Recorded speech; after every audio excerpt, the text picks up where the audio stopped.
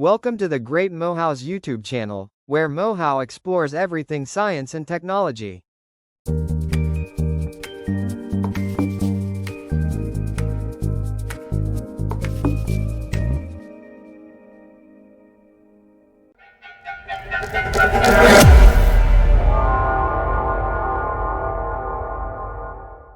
Hey, Tech Talkers. Welcome back to Tech Talk Weekly with a computer science major. I'm your host, the great Mohau, and I want to kick off today's episode with a powerful thought from Sundar Pichai, the CEO of Google, right? Now, he quotes that the future of artificial intelligence is not about replacing humans, it's about augmenting human capabilities. Close quote. Now, that really sums up the mindset we need as we explore the massive possibilities of generative artificial intelligence and large language models, or LLMs, right? Now, I recently had the incredible opportunity to attend the Mastering Gen AI Bootcamp hosted by WeThinkCode this past July, and I want to share with you everything I learned, and more importantly, how you, as tech talkers, can harness these tools not just to follow trends, but to genuinely boost your productivity, creativity, and problem solving skills in your studies and projects. So, grab your coffee, sit back, and let's dive in. Now, the first segment would be me covering my WeThinkCode bootcamp experience, right? We had like hands-on Gen AI projects that we worked on. So let me start with the experience itself. At WeThinkCode's Gen AI bootcamp, it wasn't just about hearing what artificial intelligence can do or seeing flashy demos. It was a hands on, deep dive into real world problems using generative artificial intelligence tools. We work directly with large language models, models like ChatGPT, to tackle coding challenges, documentation tasks, and project planning, even debugging. Oh, yeah. But here's the key takeaway: the magic wasn't just in the artificial intelligence itself, but in how you talk to it. We learned prompt engineering, the art and science of crafting your questions, commands, and instructions in a way that makes the artificial intelligence respond with exactly what you need. And trust me, tech talkers, that makes all the difference between wasting time and unlocking powerful, tailored results that speed up your workflow and improve your work quality. Now, what is prompt engineering and why is it like a secret weapon, right? So, prompt engineering, I like to think of it as learning a new language, a conversational language between a human and a machine. It means writing clear, precise, and sometimes very detailed prompts that tell the artificial intelligence exactly what you want. Here's what I learned works best. You firstly have to be direct and specific, right? So instead of asking, give me project ideas, say, list 3 unique Python data visualization projects for university students with a brief description and learning outcomes. Oh man, sorry. And then the second part that I actually learned that it works best is you need to show examples, right? So if you want a particular style or format, for instance, generate code comments following Microsoft C Sharp documentation style. So what's important here is that you have to at least have some basic knowledge on what you want to ask the artificial intelligence to do for you, right? And that's the reason I kind of feel like, this whole idea of software engineers being replaced by artificial intelligence is going to happen sooner than we think, as being false. It might reduce the number of software engineers, but it will never totally replace software engineers in the tech industry because, yeah, we still need that human aspect, even though artificial intelligence can basically do almost everything. But we do need that human aspect, and we are the ones who are writing the algorithms after all. So, yeah, AI is basically smarter than us, but we wrote the algorithm for it. So, also, do not be dependent, right? Because if you become dependent in artificial intelligence, it's a problem, especially if you don't have background knowledge on what you are asking the artificial intelligence to do for you. Be independent. Well, I'm still on the second point, which is showing examples, right? Let me just go to the third point. The third point is that you need to request a structure in the output. So ask for bullet points, numbered lists, tables, or step by step guides so your results come organized and easy to use. The last point, but not the least, you need to include context, like your audience or purpose. So, if it's an educational project, tell the artificial intelligence so the tone is appropriate. Whether it's a formal project or maybe an informal assignment, tell the artificial intelligence so that the tone is appropriate. That's one thing that I also like to do at times. Yeah. So by mastering this, you transform generative artificial intelligence from a vague tool into a smart assistant tailored exactly to your needs. Now, some practical ways you can implement in order to boost your productivity with generative AI. How can you put this into practice as students or budding developers, right? Based on my bootcamp and ongoing use, here are ways generative artificial intelligence can supercharge your work. The first point, it can basically summarize dense chapters and lecture notes into quick bullet points for faster review sessions, saving hours of reading time.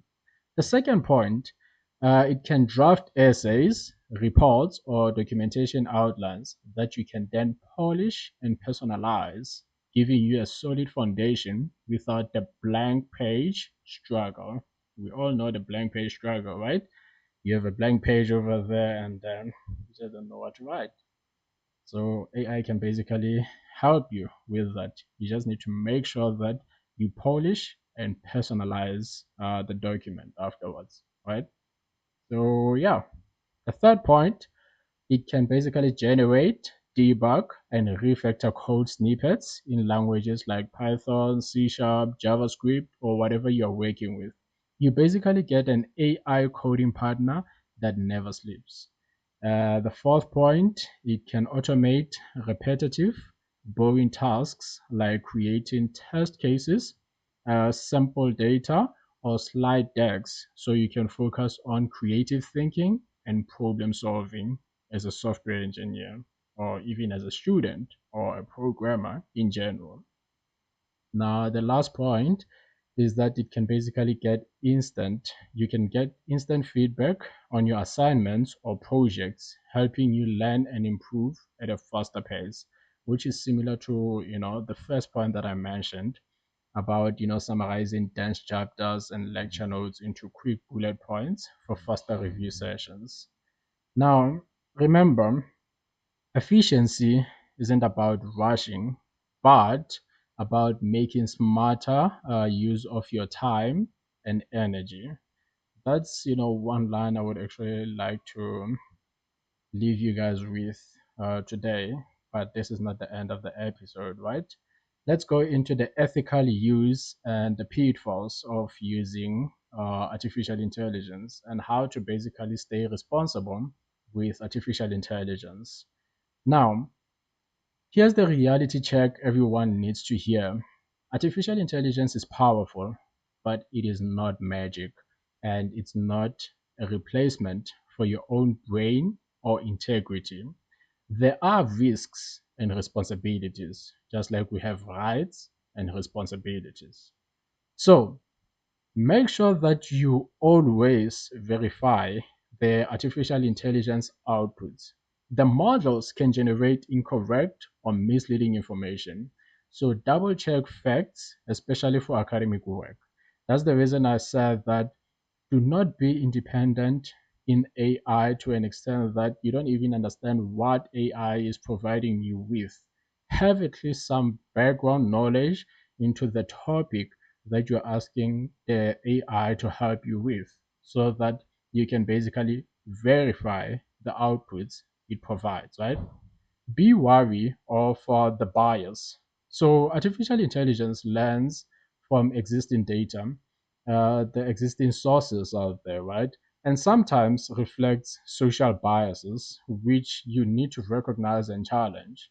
The reason I'm stating this is because now, as a programmer, I can design my own website and put any information that I want to put out there, and then the website will be on Google. So be wary of bias because now you'll find different types of websites, even websites that are not credible or sources that are not credible. Hence, why, as a student, it is advisable that when you're checking or when you're researching sources, you use Google Scholar, which has credible resources, right? Articles and all that. So yeah, be wary of the bias. Now, avoid using artificial intelligence to plagiarize. Oh man, sorry.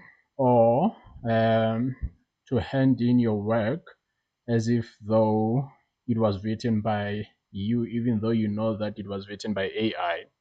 Use it as inspiration and support, not as a shortcut to copy and paste answers. Please, okay? Now, respect privacy when inputting personal or sensitive data into artificial intelligence tools. In South Africa and globally, regulations and ethical guidelines are coming into sharper focus to keep artificial intelligence safe and fair. So stay informed and responsible. Now, some of the tips I would actually like to leave you guys with today. Um, is to basically start prompt engineering today. To bring this home for my tech talkers, here's how you can start mastering generative artificial intelligence right now, right? So keep your prompts clear but rich with detail. Don't be afraid to experiment with different ways of asking. You can ask generative AI anything, right? So keep your prompts clear but rich with detail. The context is also important, right? So specify the kind of output you want. Either it's a code, an essay, a list, an explanation, or a summary, and the style or tone you prefer, either formal or informal, right? Whether you want the summary to be friendly, short, or at least in detail, just a little bit, yeah, specify it over them. Use iterative prompting. If the first answer isn't perfect, tweak your prompt and try again until you get what works best for you. And then treat artificial intelligence like a collaborator, not a crutch. Bring your knowledge and creativity, as I have been saying, and let the technology help you build up on it. If you get this right, generative artificial intelligence becomes your powerful, scalable teammate on any project or assignment. Great. Now, before I officially close out this episode, I have a quick surprise for all of you. I'm currently on a call with my good friend, Katlego Tsotetsi, who's also a computer science major. Some of you might remember Katlego from our fantastic interview in episode 2. If you haven't listened yet, definitely check it out after this. For the final part of today's episode, Katlego and I will be discussing our own experiences and honest opinions about integrating generative AI and LLMs into both university life and our work environments. We'll share what worked, where we've made mistakes, and what we believe every tech talker should know about using these powerful tools day to day. So, stick around. Let's dive into this conversation. Sure, man. How is you? How's it, bro? Nah, I've been good. I've been good. How are you? Nah, I've been good as well, boy. Nah, man, thanks for coming once again, eh? Thanks for Thank you coming. for having me, G. Thank you for having me once again. We're back. What episode is this one? This will be episode 7. Episode 7. Yeah, Nice. man. From episode 2 to episode 7, bro. Hey, bro, you made a comeback, bro. You made a Yeah, comeback, bro. yeah, man. But then I'd actually like to get some reflection. What's your take Mm-hmm. on episode, 2, and what kind of, reception did you get after I actually dropped the episode, bro? Bro, like you dropped the episode, man. I posted Hmm. a thing on my WhatsApp and I told the people like click on the link, bro. It's very important information. Yeah. Hey, the people actually clicked on the link, dog, and they were like, I saw you on YouTube, I saw you on Spotify. I was like, I forgot about that one. Yeah. Yeah, man, it was like, hey, bro, I don't know, man. Like when you rewatch your you on camera, like sometimes you just cringe of it. You're like, I shouldn't have said that. Oh, I'm thinking of something new to say. I should have said this rather than that. But bro, it is what it is. Like I'm just happy I got it out there, and like for me, it's a beautiful episode, and people also took it well. So Yeah, yeah, I definitely. mean, I'm learning at the end of it. Yeah. Yeah. And that's what's important, right? Um, Learning each and every single day. I did say that, I'm also new into this space, so there's still some growth. But I'm Yeah, glad that's we're true. on. Yeah, I'm glad we're on episode 7. Yeah. Hmm. Yeah, I'm gonna have more interviews as time goes by, but yeah, man. So for today, we'll just be, discussing generative AI and LLMs, right? Yeah. So yeah, I don't know if maybe you'd like to differentiate between, generative AI and LLMs in just, simple terms. Okay, I'm going to explain it how I understand it.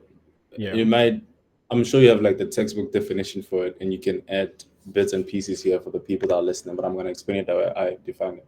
I understand it. So essentially, LLMs are language, or what you call large language models. So it's yeah, basically some of your ChatGPT. It uses predictions, mathematics, to like predict the next word in a sentence that's like most likely to come after a sentence, and then that way you can like construct paragraphs and everything.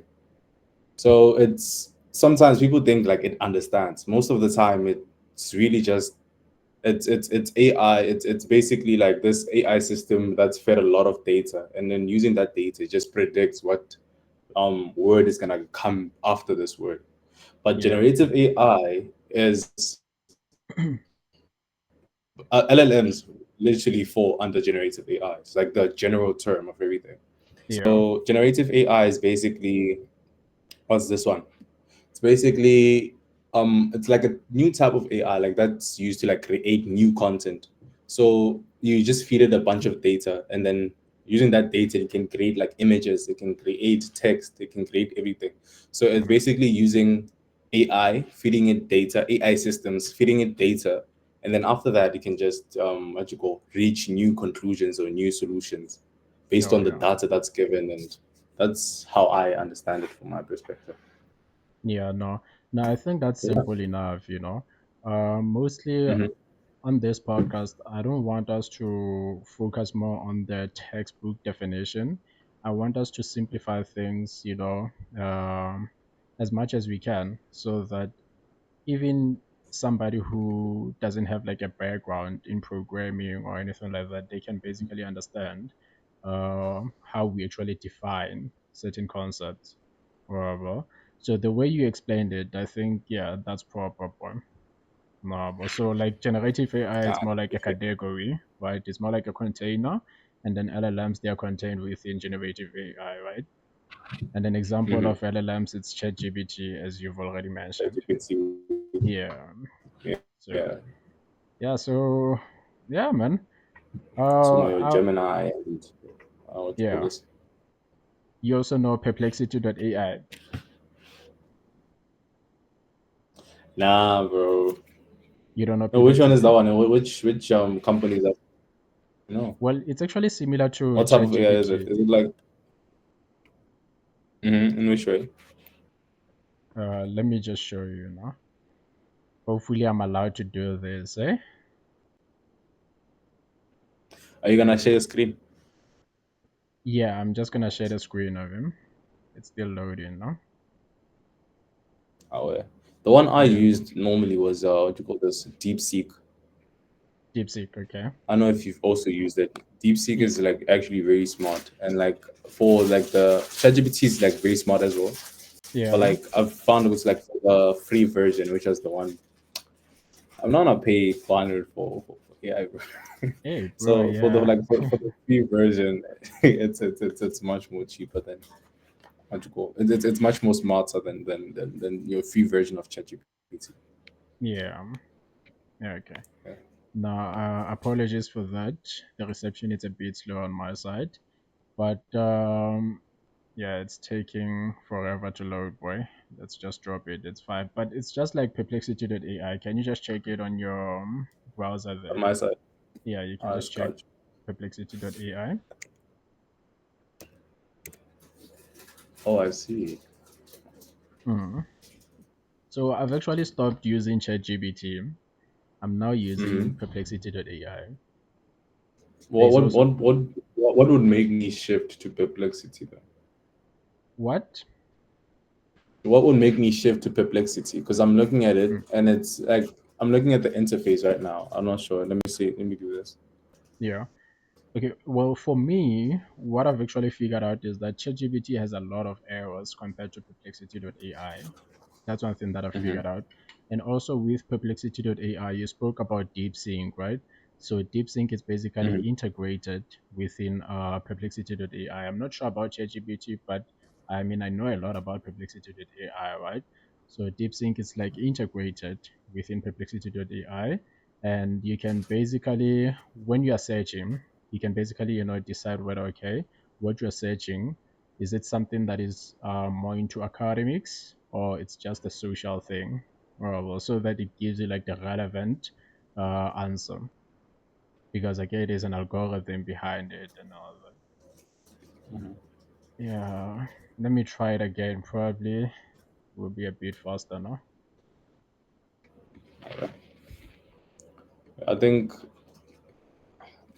I'm trying to share my screen because I actually see it, but at the same time, I just it wants me to what you call this to give it permission to do the thing, and and when I give it permission, it wants me to restart my browser, Yeah, and I don't want to do that because it's basically gonna restart the entire thing. yeah. Um, Now the, it's the- okay, bro. Like the people can actually check it out on their browsers. It's just Mhm. perplexity.ai, Mhm. Perplexity, the way you write it, Perplexity. perplexity.ai. Yeah, they also have an application, but I prefer the online version of it. Yeah. Yeah. So Website, yeah, that is just yeah. or like the website version of it, like here on the thing. Like my chat Yeah. is like, sorry, I didn't hear you correctly. Well, I was asking like, what would because I'm a heavy ChatGPT and Gemini user. Mm-mm. I'm not sure. Can you still see me? It's a bit blurry on my side now. Let me see. Maybe the problem is me. Yeah. I don't know why it's doing it like this. Let me see. Okay. So you wanted me to actually differentiate, right, between uh basically what makes perplexity.ai stand out from ChatGPT. Mm-hmm. Yeah. No, for me, what I've actually Apologies. figured out, it's that feature, bro. Which The feature? feature that The this one? yeah. So basically, when you're searching, you can. It's more like, have you used Google Scholar before? Okay, so there's Google, right? And there's also like Google Scholar. Google Scholar, it has like sources that are more credible, and then Google, it has, well, all credible sources and sources that are not credible, because I can always, create a website and put it on Google, right? But for Google Mm-hmm. Scholar, I cannot do that. It has to be a credible source. So only credible sources are integrated within Google Scholar. So with Mm-hmm. Perplexity.ai, I would say that's what it does as well. When you are searching there, there's like, a menunyana on that tab where you are like, inserting your search. And then you can choose either you'd like your response to be more focused on academics or social, or something that's social. And yeah, there's just a lot of, categories over them. But I mostly use for academics. I use it Ah, I for hear you. academics. Yeah. So I would say that's something that actually, stood out for me. I don't know if Mm-hmm. ChatGPT does that, but I actually stopped using ChatGPT, but like I got a lot of errors with ChatGPT. I don't wanna lie. Now I hear Yeah. you, but I'm checking out the AI right now, ne? Mm. And it looks like the models they have is like it's like a Gemini 2.5 Pro model. Oh yeah. 2.5 Pro, you lie. Okay, no, it was YouTube. But Yeah. like King, the Gemini 2.5 model, and then the ChatGPT model as well, and then like it has different models like in the thing. I think that's also like it seems like it integrates all these different what you call models, ChatGPT, like the ChatGPT model, Gemini models, and Claude models, and then puts it into one. Yeah. So like I think it's really cool. I have to like seriously look into it. Yeah. You definitely need to check it out, right? Because the person who actually, advised me to use Perplexity.ai is a person who works for Center for Teaching and Learning. I went Hmm. for Center for Teaching and Learning at Northwest University last year. And then, Hmm. yeah, the person who was helping me out, they recommended Perplexity.ai and Claude. Hmm. So I like the fact that you mentioned Claude. So that means I don't have to ask you about it. Yeah. Yeah, man. I wanted to show the viewers, but now it seems like I cannot show them because it's actually taking longer to load Perplexity.ai on my side. But yeah, hopefully I've explained it, Uh, Hmm. yeah. So you do get like what makes it stand out, right? Yeah, I do get it. It's Yeah, actually like a very, very good what you call this? It's a very good website for like AI model for yeah, me. yeah. And I use it for almost everything. But that's a Hmm. discussion that we're gonna have as we delve deeper into this topic. Hmm. So since now we've been talking about, Gen AI and LLMs, that says that okay, we've been experimenting a lot with them, right? Hmm. Yeah. So my question would be like, what was your first impression of using these tools for schoolwork? Well, ChatGPT for me, the ChatGPT came out the time I was in first year, Yeah. 2022, like around like the final years. Mm. I think the last term of like my first year. And like it was really interesting, man, because like I was basically we were having online classes. It was in 2023. In 2022, we were having online classes and everything we had to do it online. They will always like send us tests and everything. And then this Yeah. one time, like there was this app called it's like this. It's not an app. It's like a website for flashcards. So Mm-hmm. basically, like the tests they gave us when you paid for that subscription, basically you got access to all the tests. So you might find it was like at uni they gave us like a test, but there's the exact same test on that website. Oh yeah. So yeah, man, like it was because like my module was also like very theory based. So like every time they gave us like those assignments, we would like always search up things like how do you do this? What's the answer to this question? Or how do you do that? And then like we always like there was this subscription thing. Like we always find ways to, like get around it. sometimes would fail, and then just ChatGPT finally came out.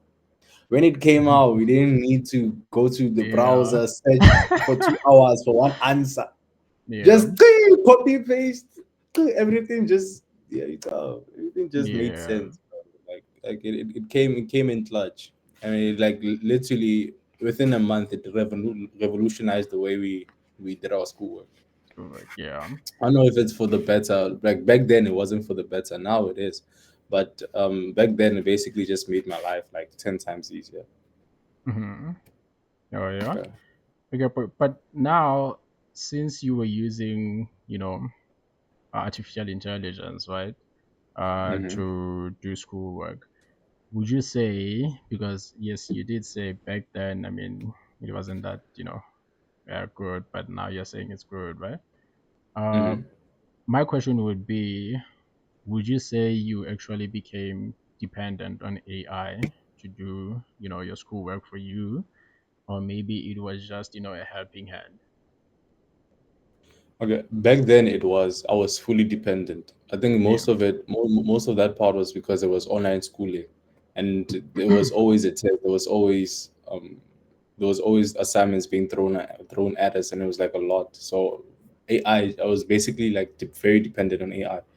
But right now, I'd say not really. It's literally just a helping hand, because you may find it was like now you know that like the school system has also become very smart in approaching this AI thing.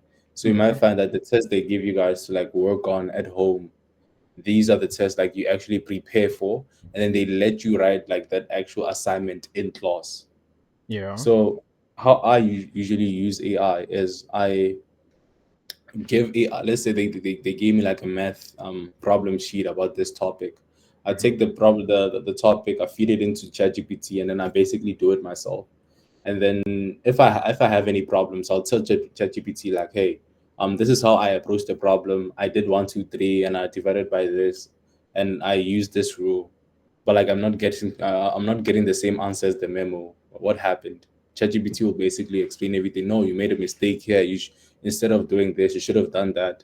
And it's Yeah. basically like having like my own personal teacher, Hmm. like in my pocket, like at all times. So it's been amazing. Like definitely a helping hand now. Yeah, definitely, boy. I also do that, eh? Also, I have practicals every Wednesday. So all the time after, because it's like 3 hour practicals, boy. How long do your practicals take? 3 hours as well. 3 hours, yeah. So Monday, after, Monday, Wednesday, and Friday. So yeah. crazy. So after the practical, what I do now, I would take Hmm. the source code, put it into ChatGPT and say, okay, where did I make the mistake? Where did I make a mistake actually? No, and then it will Hmm. just give me a true, okay, this is where you made a mistake, or maybe nah, you actually wrote this code in a proper manner, but then you can always improve it by doing this and this. Like on the previous episode, Hmm. um I spoke about the is it the culture info dot no, the culture invariant function, right? Hmm. So that one, I mean, yeah, that's a bit advanced, honestly. You can simply just say 1.5 with a comma instead of 1.5 with a dot. But after putting it into ChatGPT, it then gave me that idea of like, now you can, yes, use a comma instead of a dot, but here's another way to do it, which is like using the invariant culture function. So I Hmm. also use it just to, um, basically improve my coding skills. Um, Hmm. yeah, just build on the basics that I have. So yeah, man. Yeah, But that's beautiful, bro. yeah, Yeah, that's actually very beautiful. Like yeah, ChatGPT, people think like ChatGPT, like students just use ChatGPT to cheat all the time. But like, mm, if you know how to use it, I think teach children how to use ChatGPT, and if you use it correctly, it can become like the best thing that's ever happened to like your academic career. And it's definitely, very beautiful. definitely, boy. And honestly, that is the purpose of this episode. Discussing Gen AI and LLMs. And the WeThinkCode course or bootcamp, that was like for 2 weeks. I did it like in July, but I did discuss this on the first part of this episode. So that's what they were actually, covering, mastering Gen AI, like just helping us prompt our questions, or yeah, in a proper manner. Because the better you prompt, like it's called prompt engineering, the better Oh like yes, yes, you, yes. yeah, the better you um able to basically prompt a specific question, then you get a better response, or maybe a response that is closer to what you are actually looking for. But if your prompt, because I mean, Gen AI, they use algorithms. So if your prompt is not as good as, kapa as detailed as it should be, then you won't get a response that you are looking for. You might get the answer, but it won't be, even close. It might be Even closer, but I don't know how to explain this, but I think you get what I'm saying, bro. I do get what you're saying. I think Yeah, the thing, the way I learned about it wasn't like I didn't go to boot camp, but like I saw a Instagram video. I don't yeah. know if can you hear. Yes, I could still hear you. Okay, so like Yeah. the way I learned about it is like I saw like Instagram video. It was basically telling people like how to properly use ChatGPT. So like the Mm-hmm. more information you give it, the more concise it can come up with a solution. So if you Yeah. just give it like a vague prompt, I could say, just okay, calculate the discount of this, how much is supposed to be the discount of this. It can give you like a vague like the vague A vague answer. response. But like if Yeah. you leave no room for nuance, and then you just give it like a very detailed scenario, you just give it all the context, Yeah. then in that sense you can get like an answer that you actually that could like work like very well for you as well. So I didn't know it was called prompt engineering. I actually didn't know. Yeah. Nah, that's Yeah. what it's called, boy, like prompt engineering, because there's new concepts each and every day, boy. The tech So industry is I saw evolving, boy. this job opening, bro. It was like for like a prompt engineer, and I was like, "Hey, bro, what's a Yeah. prompt engineer?" And then like Yeah. I did like a boot camp like recently. I did two, but like the first one, the first I did a hackathon, and then we basically Mhm. um I was in charge of like the solution side. So I used like some of your ChatGPT APIs, and then Mhm. I literally used ChatGPT inside my code like inside my actual like code like line by line, and then like I told her like do this that. So in my head I'm thinking, no, so truthfully like prompt engineering is basically using these APIs into your code so that it can produce a certain outcome. But can't you like prompt engineering is basically like saying to ChatGPT like all these like the things we talked about. I didn't actually know. Yeah. So to become a Because prompt engineer. yeah, but because another example that they made, ne, Mhm, like on it's GitHub, right? Why am I forgetting the mhm, name? It's GitHub, where you basically the one that you use for collaboration with other mhm, programmers. Yeah. So over there, if you're going to create a repository, you also need like a mhm. README file, right? Yeah. So yeah, an example that they made was basically structuring your README file so that the people who are going to explore your repository, they then understand what your project is actually all about before even getting inside your repository. Well, so prompt engineering is extremely important because yeah, well, that was just an example. I don't know if people do know about the README file, but you can just check, README file, and then it will Mhm. explain everything there. And also, if Yeah. you can check out like GitHub, try to create a repository, you'll see. After creating the repository, GitHub will also require you Prompt to create create like the a README video file. file. Yeah, Yeah. that's basically the description of your project, what your project does, how to run your code, and all that. You're explaining everything to the person who will be viewing your project. No. Really, So really, like very, very powerful. I think I need to update my README files now because my README yeah. files are basically just me telling people this code does this, but like I Yeah. don't actually have like it outlined because this is how you run it. This is like the system Mhm. requirement. This is the software that you should use and everything. I think I should actually make it very descriptive to the audience. And that's when Yeah, prompt engineering comes in. that's yeah, You see? So yeah. yeah, this LLMs, bro, they just have like a huge advantage into our work life, even our school lives. I've also heard, I don't like talking about rumors or anything like that, but there's a saying out there that AI is sooner going to replace software engineers or programmers as a whole. What's your take on Hey, that was. that? Yeah. Here's what I think, man. I think there was an example you gave me before. You said that the time they created the calculator, the mathematicians were panicking, but like calculators did not replace mathematicians. So mathematicians just basically did better. Again, moved on to like better things to do, and then what you call. So I think for that, I think it is going to like basically replace. The thing is, we're not going to deny what's like it is going to replace. I think it's going to replace like the lower level software engineers. So you might find it Hmm. goes to like the entry level positions, then AI is definitely gonna take it. And we're not saying this out of like being scared or anything. We've saying this out of facts. We've seen like the layoffs that are happening in at Meta, at Google. You see like all these things happening in America that what you call this software engineers getting laid off from their work because of AI itself. If you just must think to yourself, it's like if the work I'm doing can be is very repetitive and can and AI can do it, Yeah. then an AI can do it better than you, basically.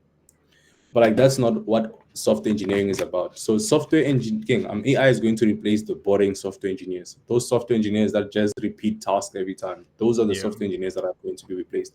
But like those what you call very good software engineers that come like that are very good at coming up with solutions, the business solutions, coming up with what you call this with what you call this just basically coming up with brand new solutions for the business, brand new technologies on how we can use one, two, three. Those software engineers, and they can never get replaced. Yes. So a Yeah. part of software engineering is going to be transformed by AI, as we've seen. It's already happening, but it's not going to eradicate the entire field. There's still going to be a need for software engineers. Yeah. That's what I think. No, okay. No, I hear you, boy. Nonetheless, I mean, I beg to differ. Eh?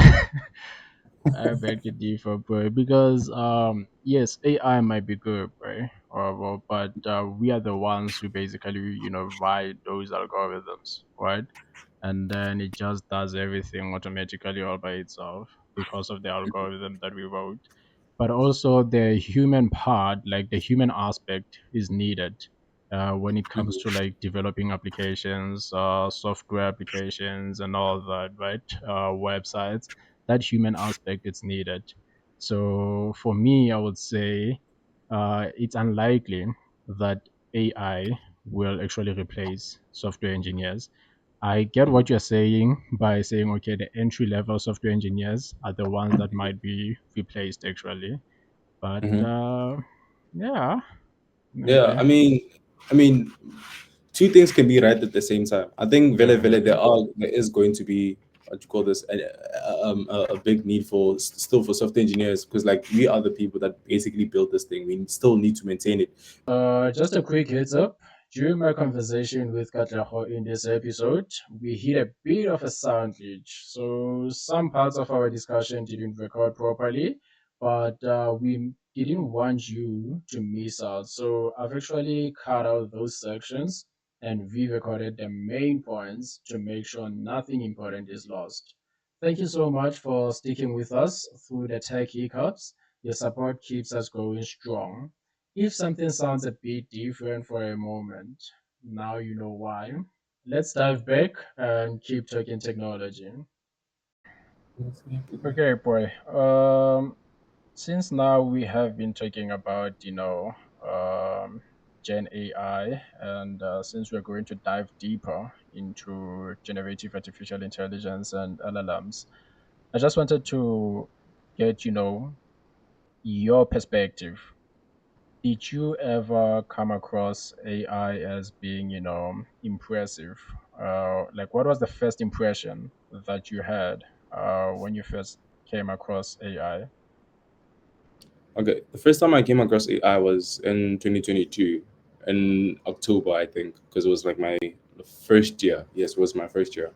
Yeah. So what was basically happening was it was basically like an online school.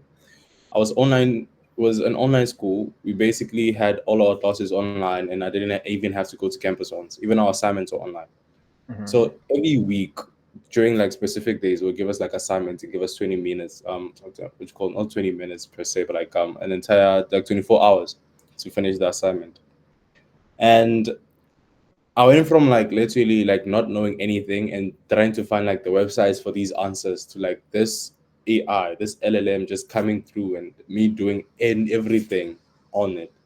It's like Yeah. it was really amazing. Like for me, that was like the most impressive thing for me because it literally it took me from like what would have taken me 2 hours to find like the correct website for one of these questions and then share another website for one of these questions. I know how it sounds. Like I was basically cheating, but like we all did, Hmm. bro. Like, we all did, bro. Yeah. None of Uh, us is innocent, eh? none of us are anything, bro. But like the time Yeah. ChatGPT came out, I was like, very nice things. Let me, you see, I was like, nah, let me do this. I can do this with this thing. I can do that with this thing. So yeah, man, it was really impressive. Even though like I used it for bad, but it was actually like really impressive to me. Yeah. Yeah. And then, with that said, would you say you became overly reliant on it? Of course. Of course, I became over reliant on it because I went Mm. from, just like I said before, it was an online school. It was online schooling thing. I went from waking up every day at 6, getting to school, walking to school, and getting to school at like 7:30, being to class every like through every single subject, every single lecture. Like, was it Yeah. what did we call them in high school? Lectures, No, it was just classes, bro. And classes, it's been being, years, boy. So hey. being Yeah. being through like every single class Oh, we and call them periods. Yeah. No? period. See now, I really forgot. Yeah. Oh, bro, like being through every single period, I was there. Like you're not even gonna miss a thing. To like literally just being like on your bed like this, watching a thing, tell Yeah. it, then just sending you a link to the lecture, and then you just watching the lecture like this. So Mm. I became like very like reliant on the AI because at the most part the content was still the same, but the method of teaching didn't work best for me. So Yeah. I found myself not being able to digest the information they gave me, and on top of that, it was really hard for me to stay on top of my work. And on top of that, I had assignments as well. So ChatGPT basically just took away the load of doing my assignments every week. So I at other times I didn't even want to study because it's like I'm not even gonna look at the questions. I'm just gonna give it to ChatGPT and it's gonna do it. So Mm. that was the kind of scenario I was in, which was a very bad scenario. But I did become like overly reliant on it. Reliant. Yeah. Yeah. Okay, bro. Because hey, that happens, eh?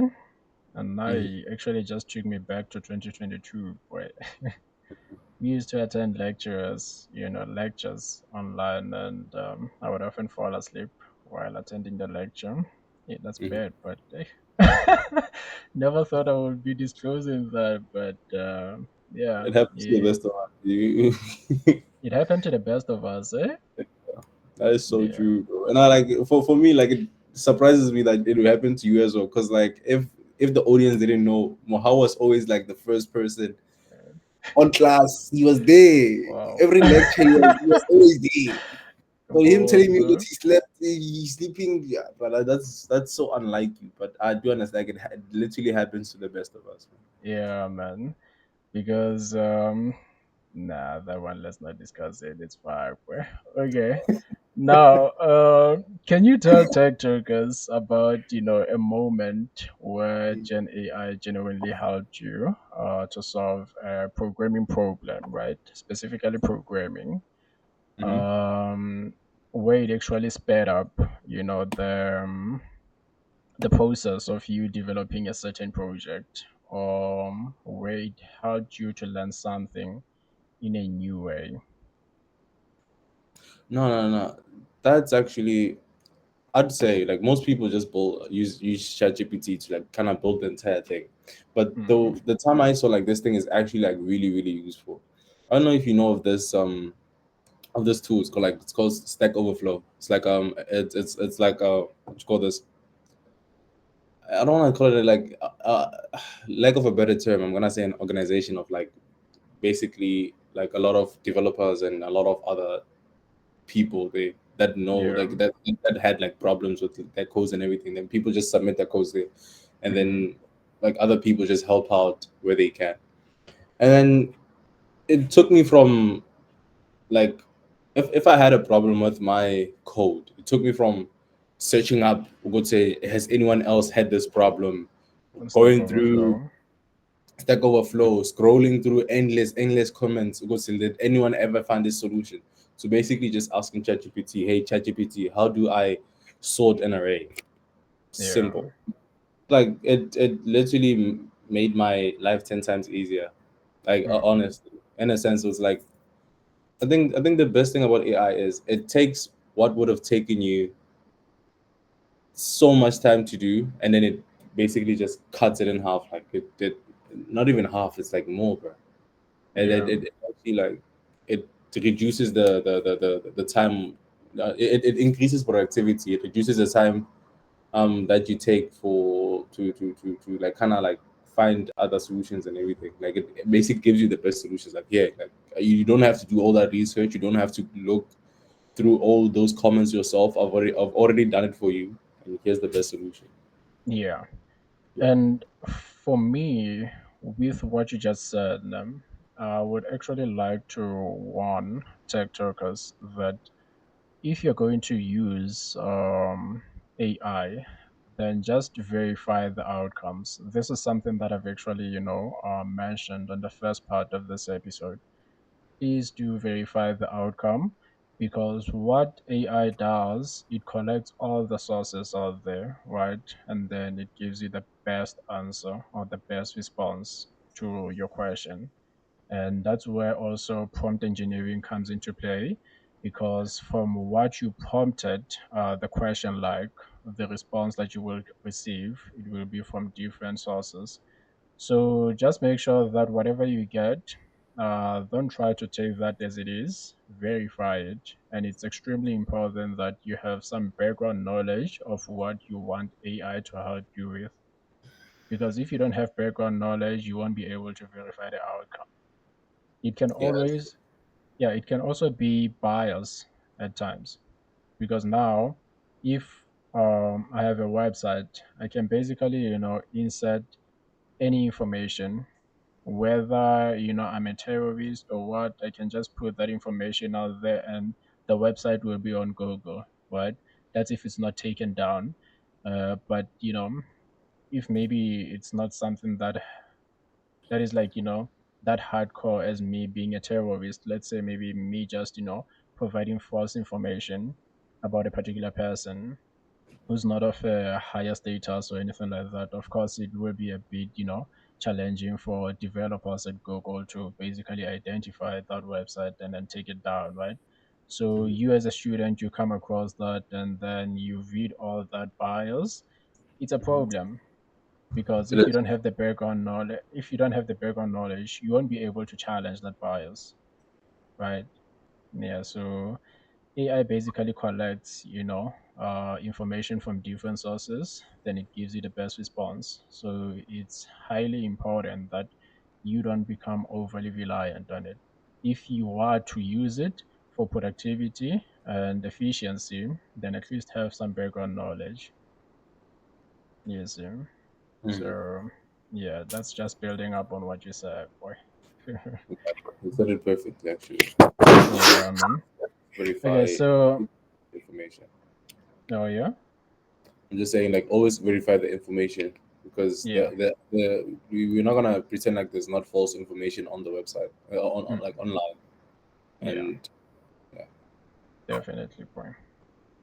Now, with that said, since you were using AI, right, to solve some of the problems that you came across in your academics, were there any hurdles or mistakes you ran into when using artificial intelligence?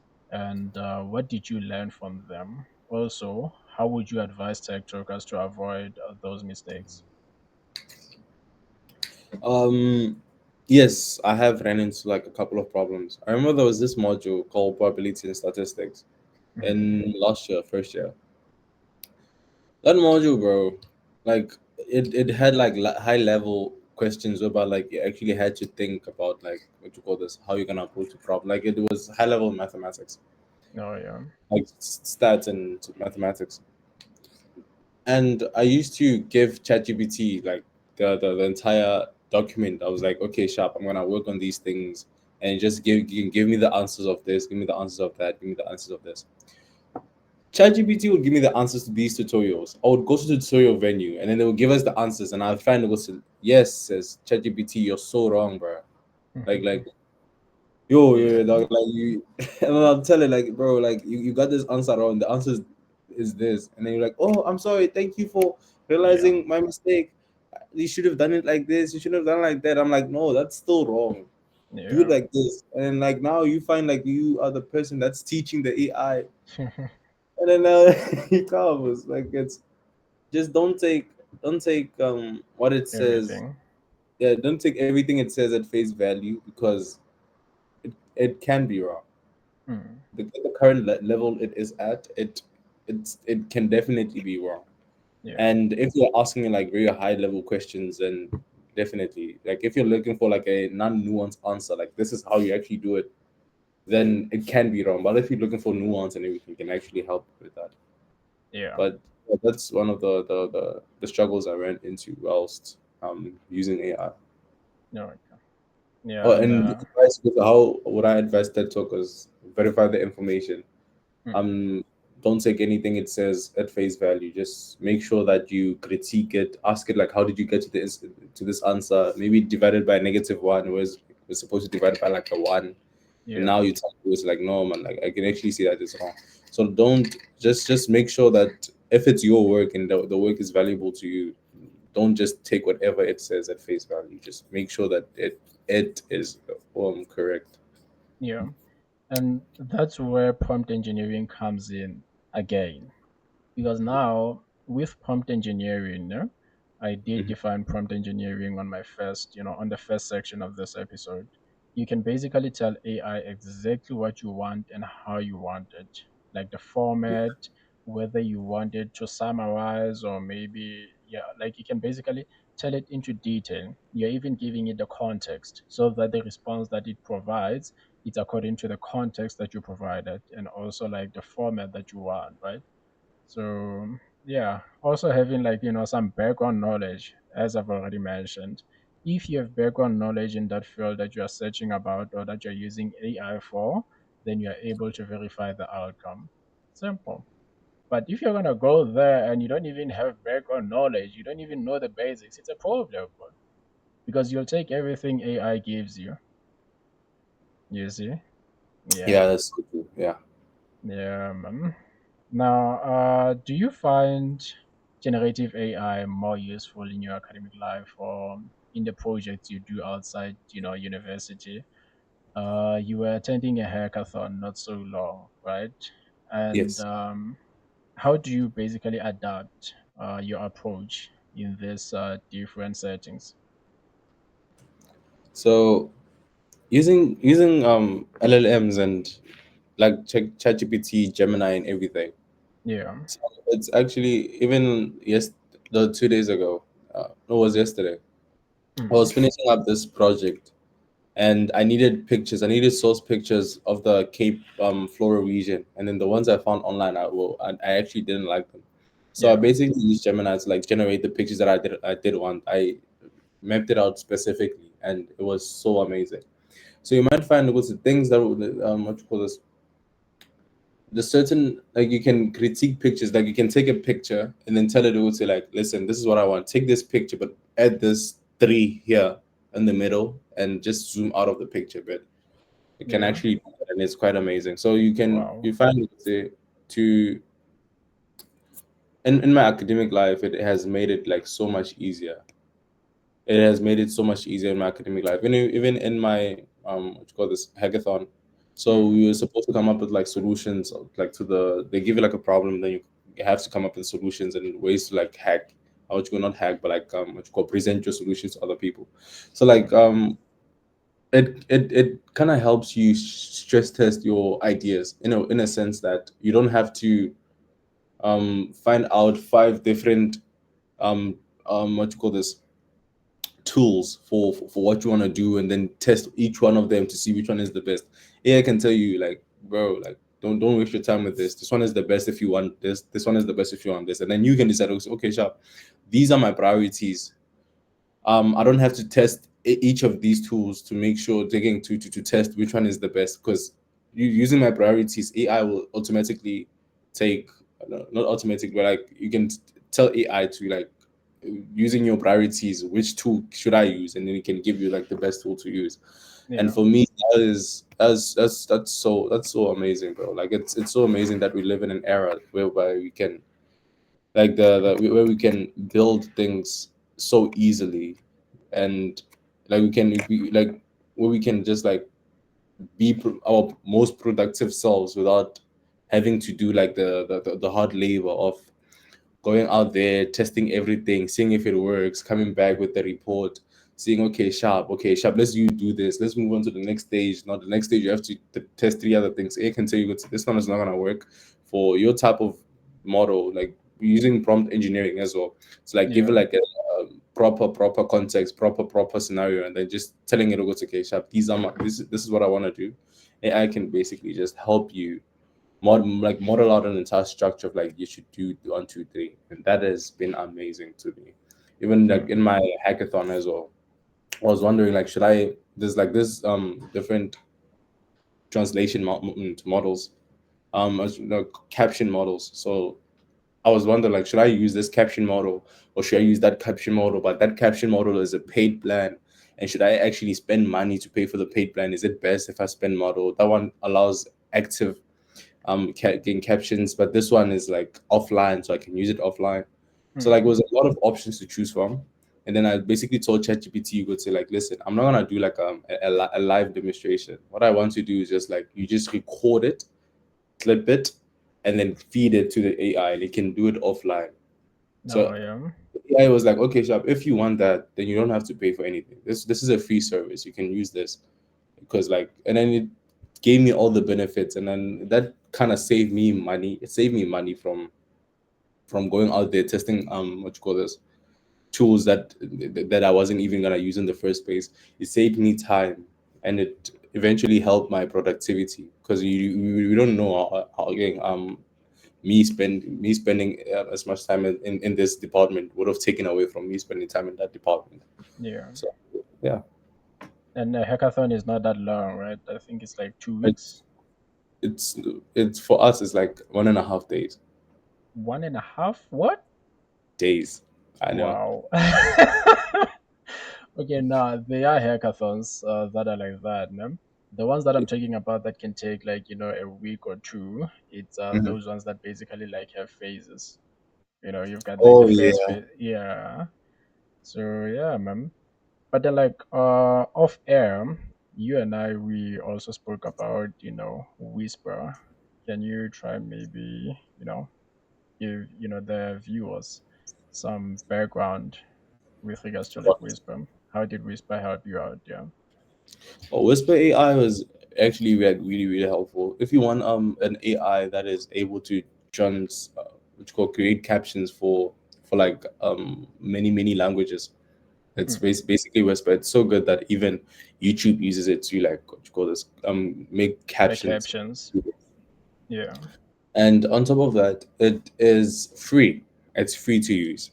On top of that, you can use it offline, Mm. and it's very beginner friendly. So you can actually use the like the AI Yeah.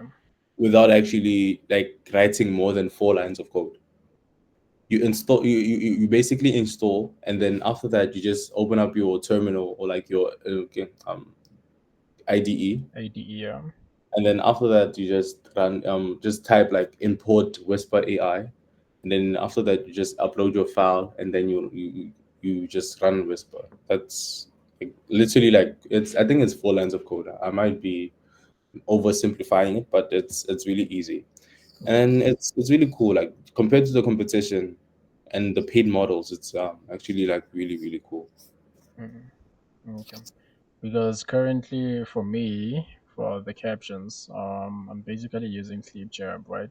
And it has like an AI integrated within, right? So I can basically just go there while I'm editing my videos and say, okay, put some captions on this video. But the issue is that the captions will not be perfect. Surely Mhm. you've realized that on my previous videos. Even my name, like the way it spells my name. I think even on episode 2, the way it spelled your name, were like, Oh, yeah, I saw that yeah, one, but I'm guessing yeah, man. they allow you, they give you the flexibility to edit Edit, it now. I think. yeah. Oh, that's a good thing. That's a And really I realized, at a later stage, man. But now, yeah, I'm not just gonna say put captions there. I'm gonna say yes, put captions. Then I need to edit those captions. You see? that's, So that's yeah. Being independent in AI is not good at all. Just imagine if I did not review my videos. That was going to be a problem. hmm. You see? Yeah. And then yeah, man. What is like your advice for fellow students or junior devs trying out generative artificial intelligence for the first time? Any golden rules on prompt engineering or collaboration with artificial intelligence? Go to review or collaboration um with collaborating with artificial intelligence. I'd say it's don't hide from it. Mm, It's AI is here, and it's always going to be here, and the more you hide from it, the more the people that do what you do with it are gonna surpass you. yeah, So my golden rule is learn how to use it. mm, in a smart Lack of a way, better right? word, in the smart way. Yeah, I wanted to Yeah, use like another word for it, but like learn how to use it in a smart way, a way that works for you. Learn how to use it whilst learning yourself. yeah. Don't let it learn and let it do your work. Learn through it. You got. Hmm.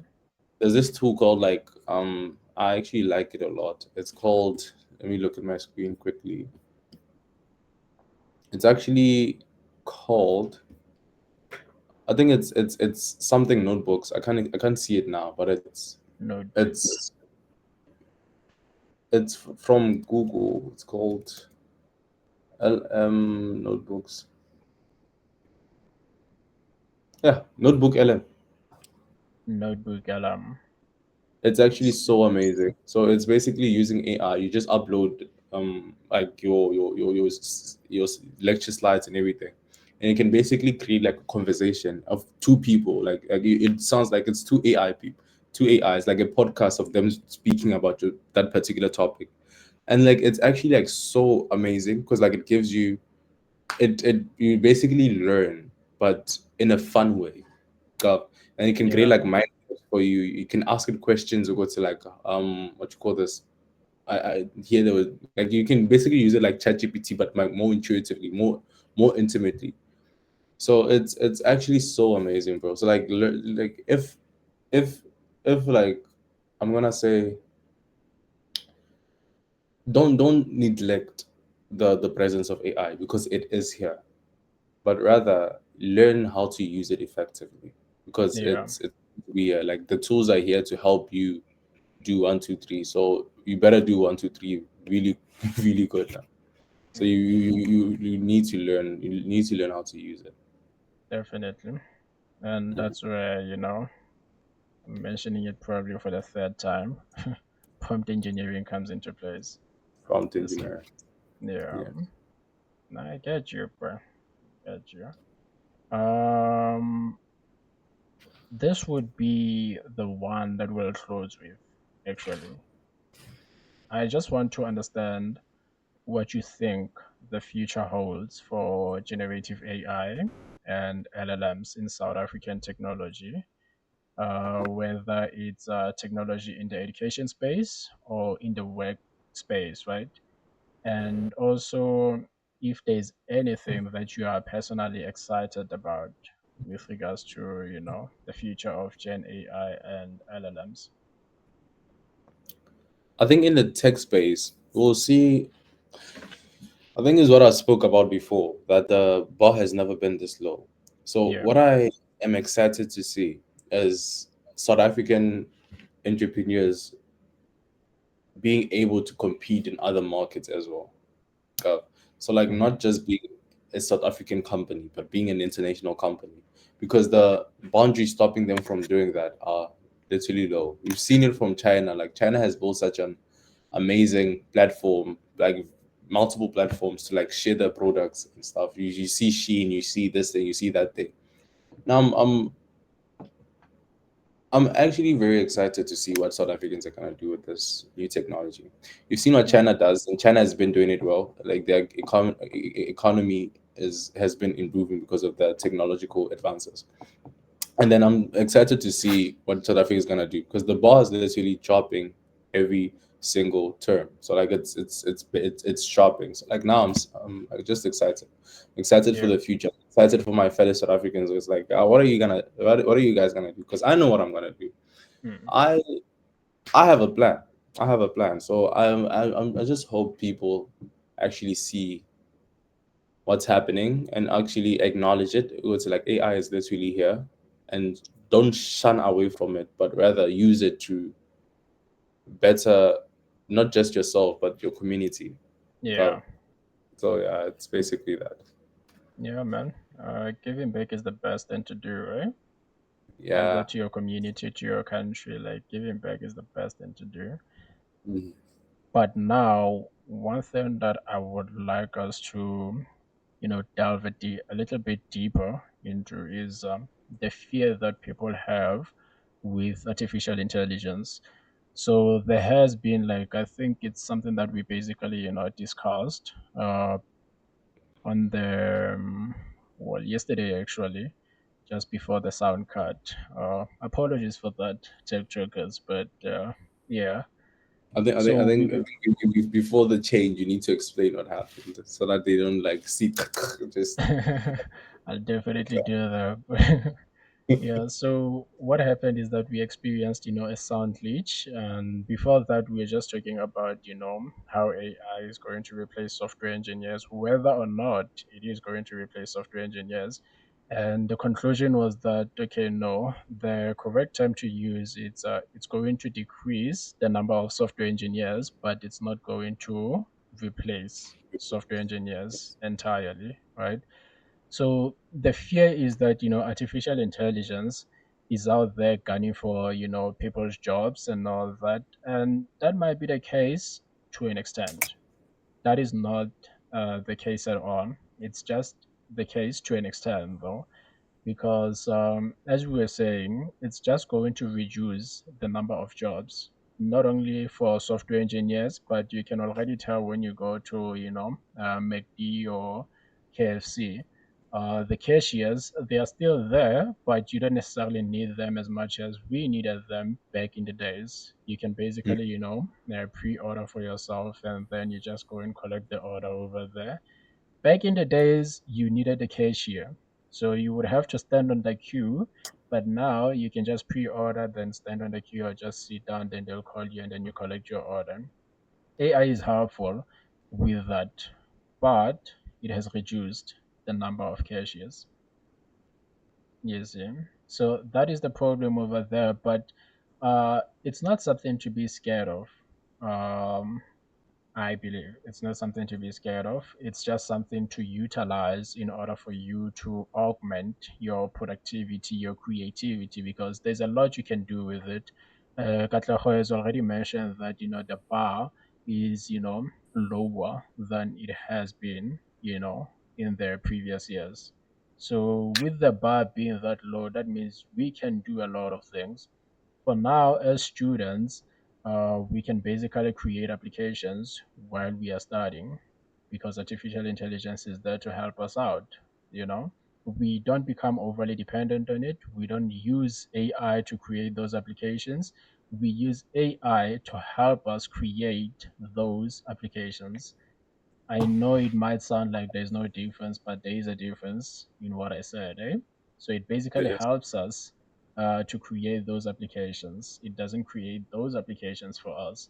Because if I say it creates applications for us, it's a thing of like, I go to ChatGPT, please create this using prompt engineering. Eh? ChatGPT, please create this and this and this application. I wanted to do this and this and that, and then you just copy and paste it into your IDE, you will get bugs, you'll get errors straight up. But now, with you having some background knowledge in programming, you can copy that code, but you'll have to personalize the code. That's why I'm saying it's actually helping you to design the app, but it's not designing the app for you. If the app is not personalized, then that's when you know it was created by AI. But if the human aspect is there, then it was just helping you, right? More like having a tutor who's always there for you. Yeah, man. But then, That's yeah, thanks so so. much, Katlego, for sharing your journey and honest insights. Tech Talkers, if you want to hear more from Katlego or have questions for us about generative AI in university or in the tech industry, drop them in the comments. Any final words, bro? Um, I was just like final word. My final words are basically for you. I'd just like to say thank you for having me. Thank you for the return, the returning episode. I'm thankful to be here and speaking to your audience again. Yeah, And man. yeah, man, like I like what you're doing. Yeah. I'm inspired actually, and I have Guababa to do this. It's like Yeah. you putting me here on the spot is basically you like increasing my level like of what you call this of me like being like, bro, like I can do this, I can do this, I can do this. Definitely. Oh, like I've always been camera shy, but like now I'm like, and now Mohau is putting me on the spot, and then I'm scared Yeah. too, but I mean, yeah, man, Yeah. I'm like super inspired. Like when I sleep at night, I'm like, wow, I can't believe I actually um said what I said and actually did what I did on such like on my house amazing platform, and I actually Mm. appreciate you for that. I appreciate you for having me here, Major. Like, Nah. Yeah. thank you, man. Nah, I appreciate you too, man. Eh? Yeah. And it's really an honor to have you here, boy, because yeah, tech talkers, I haven't had like, a lot of interviews, but I have more interviews coming. Mm, And my first interviewee, it had to be Katlego. We're in high school together. I believe we do understand each other better than anybody else, especially mm, in the tech side of things. So mm. yeah, yeah, man. I also appreciate you, bro. Thanks, man. I Yeah. don't know. You don't have to, hey, bro. You make me emotional. Yeah, bromance. Nah, shout out, bro. Shout out, G. Shout out. Yeah. Nah, man. With that said, that's a wrap for today's deep dive, Tech Jokers. Generative AI and LLMs aren't just buzzwords. They are tools that, when mastered, can seriously level up your productivity, creativity, and tech skills. The journey I took through the WeThinkCode Bootcamp opened my eyes to how much potential there is when you know the right questions to ask. If you want more hands-on tips, prompt engineering tutorials, or just want to chat about artificial intelligence and coding, drop your questions and ideas in the comments below. Don't forget to hit subscribe and share this episode to keep growing the Tech Talkers community. I am the great Mohau, reminding you to stay curious, stay creative, and keep talking technology. Until next week, great. Shut up, man. Yeah. Brought to you by Royal Mercy Institute.